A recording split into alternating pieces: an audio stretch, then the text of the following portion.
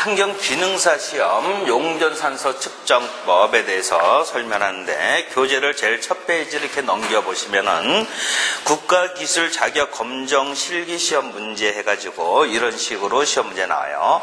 자격 종목 및 등급 환경기능사 작품명은 용전산소 DO 측정이다.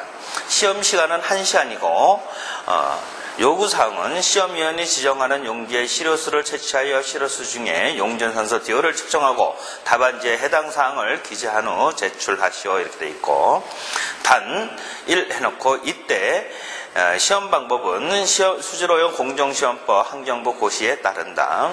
2. 시료수는 담수이며 유기물을 함유하지 않는 것을 가정한다. 3. 흑색 필기고 연필을 제외 사용하지 아니한 답은 0점으로 처리한다. 연필로 써도 안 된다는 거예요. 기재한 사항을 정정한 답안지에는 정정한 부분은 정정되어진 부분은 0점이다. 그 얘기는 정정을 할 수 있는 거예요. 그래서 정정하는 것은 두 줄 긋고 그것을 그 두 줄 긋은 내용은 0점을 처리하고 다시 쓰면은 그 쓴 것을 가지고 답을 한다 이런 얘기고 그 다음에 뒤로 보면은 수검자 유의사항 해가지고 쭉 나오는데 그것을 한번 보시면은 용전산소 측정법은 수질오염 공정시험법 또는 환경오염 공정시험법에 입각하여 실시하되 측정 과정인 시료 채취, DO 고정, 시험 용액 채취, 적정 등의 진행 과정이 채점 대상임을 명심해야 된다.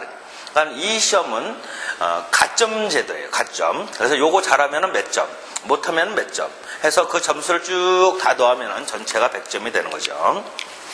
그래서 그 실험하는 그 순간을 채점에 이제 측정이 되는 거니까는 그거 생각하셔야 되고 수검자는 수검자끼리 대화 물건 주고받기 등 수검에 불필요한 행위는 일체 금지되고 시험위원회 지시에 따라야 한다. 그러니까 시험 문제 보면은 이런 유의사항이 쭉 나오니까는 꼭 한번 읽어봐 두시면 되겠다. 그 다음에 시험에서 용전산소 해가지고 여기에 프린트물에 이렇게 써져 있지만은 시험 문제지에는 이 내용이 없어요. 이 내용을 본인들이 알아야 되는데 그 내용을 여기에 쓰이는 건 모든 것을 아는 것이 아니라 조금 이따 설명하는 이 시험 순서를 알고 그 시험 방법에 따라 그대로 실험을 해주면 되는 거예요. 자, 아무튼 어떤 것을 실험할 것이냐면은 용전산소 적정법이라고 얘기했는데 예전에는 이 적정법을 무엇이라고 얘기했냐면은 일명 인클러법이라고도 얘기했었고 가장 줄여가지고 얘기한 말이 인클러법이고 이것을 인클러 아자이드와 나트륨 변법 이런 말을 썼다는 그것이 지금은 이제 말이 바뀌어가지고 그냥 적정법 이렇게 이름이 바뀐 것 뿐이에요. 목적을 보면 이 시험은 물속에 존재하는 용전산소를 측정하기 위해 시료에 항산, 망간과 알칼리성, 요오드와 칼륨, 용액을 넣어 생기는 수산화 제1망간이 시료 중에 용전산소에 의해 산화되어 수산화 제2망간이 되고 황산산성에서 용전산소량에 대응하는 요오드를 유지한다. 유리된 요오드를 티오황산나트륨으로 적정하여 용전산소량을 정량하는 방법이다. 적용 범위, 실험기구, 실험기구를 한번 살펴보면은 용전산소 측정병, 예전에는 용전산소 측정병에서 DO병을 했었는데 지금은 통일해서 BOD병 이렇게 이름을 얘기했고 거기에 BOD병을 이제 보시면 알겠지만 내부 용량이 기재되어 있다. 기재가 안 되어 있는 것은 300ml짜리예요. 피펫, 필러, 브렛, 깔때기, 삼각 플라스크, 메스 실린더 또는 용량 플라스크라는 것이 둘 중에 하나가 본인한테 주어져요. 자기가 무엇이 필요한지 BOD병이 필요하고 피펫이라는 거 우리가 준비물로서 가져가야 되고 필러, 브렛, 깔때기, 삼각 플라스크, 메스 실린더 이런 것들이 주어지는데 거기에 이제 더 필요한 것이 무엇이냐면은 이제 우리가 비커가 여기 한 2개 필요해요. 시험을 하다 보면은 그 전에 여러분들이 시험장에 갈 때 시험 장소에서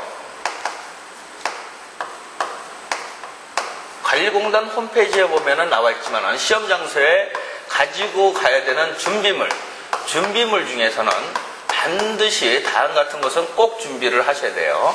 그 중에 첫 번째가 지금 제가 입고 있는 것처럼 실험복을 반드시 가져가셔야 되고 두 번째는 여기에 실험기에 나왔듯이 필러라는 게 있어요. 필러를 가지고 가셔야 되고, 세 번째로서는 고무장갑.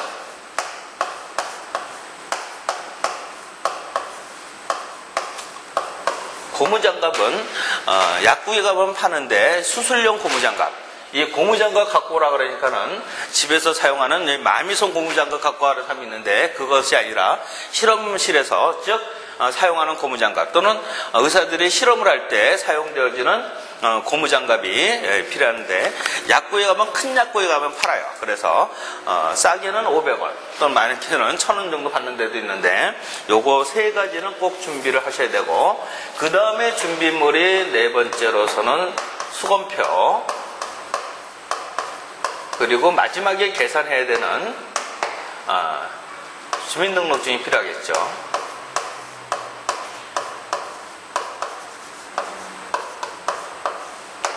그 다음에 여섯 번째 계산기. 오히려 수검표하고 주민등록증은 안 가져가도 시험 장소만 알면은 시험을 볼 수가 있어요. 단지 이것이 없으면은 제가 시험 본 치른 후에 일주일 내인가 이 안에 관리공단 가서 자기가 시험 봤다는 것을 증명을 해야 돼요. 그러니까 귀찮죠. 그래서 반드시 이런 정도는 꼭 시험 장소에 준비해서 반드시 가져가셔야 된다는 것. 아무튼 실험기구를 보시고 시약이 주어져 있는데, 여러분들은 뭐 크게 생각할 필요가 없는데 한번 읽어봐 두시면은 참전은 되세요. 자, 그리고 뒤로 보시면은 분석 방법. 이 분석 방법에 따라서 본인들이 그대로 실험해서 그 결과치를 제출해야 되는데, 한번 읽어보고 세부적으로 다시 설명을 할게요. 분석 방법에서 제일 첫 번째, 시료를 용존산소 측정병, 즉 BOD병에 기포가 생기지 않도록 가득 채운 후 마개를 막는다. 가로에 보면은, 네모에 보면은 눈에 보이지 않는 기포를 제거해서 병을 가볍게 두드려 기포를 제거한 후 마개를 막는다 그랬는데, 뭐 두드리지 않아도 관계는 없어요.